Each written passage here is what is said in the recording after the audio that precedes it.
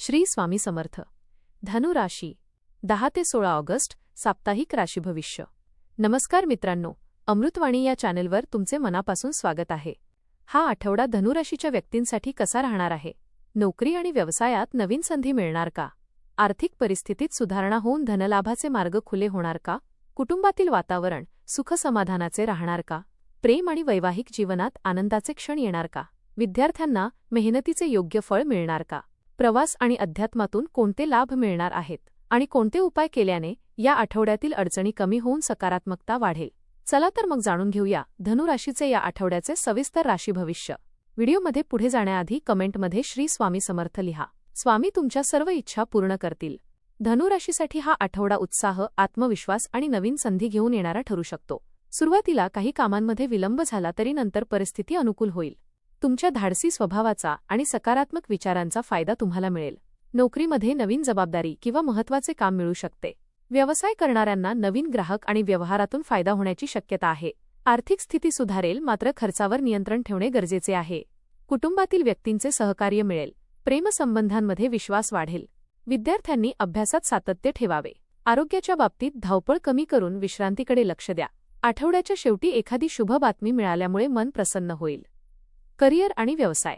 करिअरच्या दृष्टीने हा आठवडा धनुराशीसाठी चांगला राहण्याची शक्यता आहे. तुमच्या कामातील उत्साह आणि नेतृत्व गुण वरिष्ठांच्या लक्षात येतील. एखादी महत्त्वाची जबाबदारी मिळाल्यास ती आत्मविश्वासाने पूर्ण करा. सहकाऱ्यांचे सहकार्य मिळेल, मात्र मतभेद वाढणार नाहीत याची काळजी घ्या. नोकरी बदलण्याचा विचार करणाऱ्यांना नवीन संधी मिळू शकते.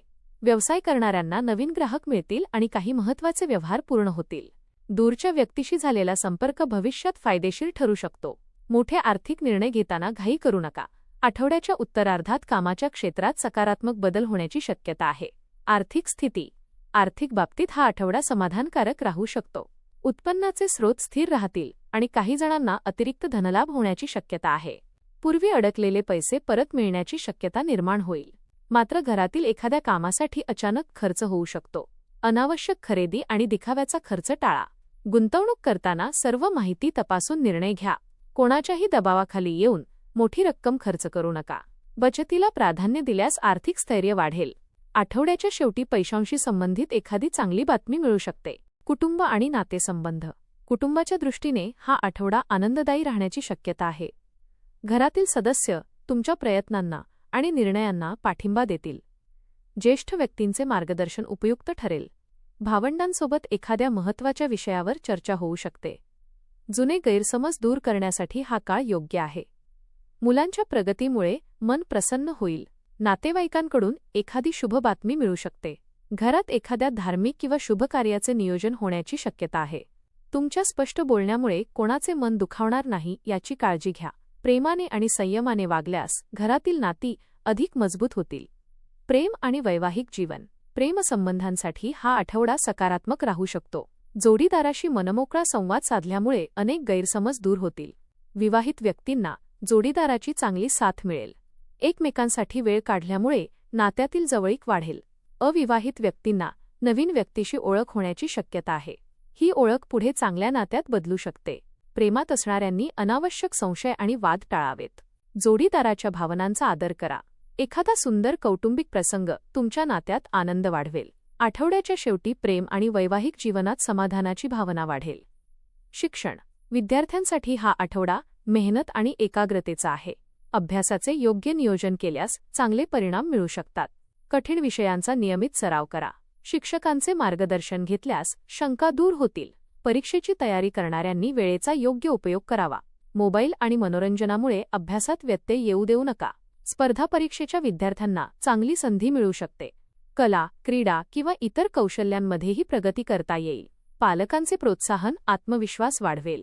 सातत्यपूर्ण मेहनतीमुळे या आठवड्यात अभ्यासात समाधानकारक प्रगती होईल. आरोग्य. आरोग्याच्या बाबतीत या आठवड्यात थोडी काळजी घेणं आवश्यक आहे. सततची धावपळ आणि कामाचा ताण यामुळे थकवा जाणवू शकतो. वेळेवर झोप घेणे आणि योग्य आहार घेणे महत्त्वाचे आहे. पाणी पुरेसे प्या आणि बाहेरचे तेलकट पदार्थ कमी करा. दररोज थोडा व्यायाम किंवा चालणे फायदेशीर ठरेल. मानसिक ताण कमी करण्यासाठी ध्यानधारणा किंवा नामस्मरण करा. जुन्या आरोग्याच्या तक्रारींकडे दुर्लक्ष करू नका. प्रवासात आणि वाहन चालवताना सावधगिरी बाळगा. योग्य विश्रांती घेतल्यास आठवड्याच्या शेवटी शरीरात उत्साह वाढेल. प्रवास. या आठवड्यात प्रवासाचे योग चांगले आहेत. कामानिमित्त होणारा प्रवास भविष्यातील फायद्यासाठी महत्त्वाचा ठरू शकतो. व्यवसाय करणाऱ्यांना प्रवासातून नवीन संपर्क आणि व्यवहार मिळतील. कुटुंबासोबत केलेला प्रवास आनंददायी ठरेल. प्रवासापूर्वी आवश्यक तयारी करून ठेवा. महत्त्वाची कागदपत्रे आणि वस्तू तपासून घ्या. वाहन चालवताना घाई करू नका. धार्मिक किंवा पर्यटन स्थळाला भेट देण्याची संधी मिळू शकते. या प्रवासातून नवीन अनुभव आणि सकारात्मक ऊर्जा मिळेल. एकूणच प्रवासाच्या दृष्टीने हा आठवडा लाभदायक राहू शकतो. अध्यात्म. या आठवड्यात अध्यात्माकडे तुमचा कल वाढू शकतो. देवाचे नामस्मरण आणि ध्यान केल्यामुळे मनातील चिंता कमी होतील. सकाळी काही वेळ शांत बसण्याचा प्रयत्न करा. घरातील देवघरात दिवा लावून मनोभावे प्रार्थना करा. शक्य असल्यास धार्मिक स्थळाला भेट द्या. ज्येष्ठ व्यक्तींचा आशीर्वाद घेणे शुभ ठरेल. गरजू व्यक्तीला अन्नदान किंवा शक्य ती मदत करा. नकारात्मक विचारांपासून दूर राहण्याचा प्रयत्न करा. श्रद्धेबरोबरच आपल्या प्रयत्नांमध्ये सातत्य ठेवा. आध्यात्मिक साधनेमुळे मनाला शांतता आणि आत्मविश्वास मिळेल. उपाय.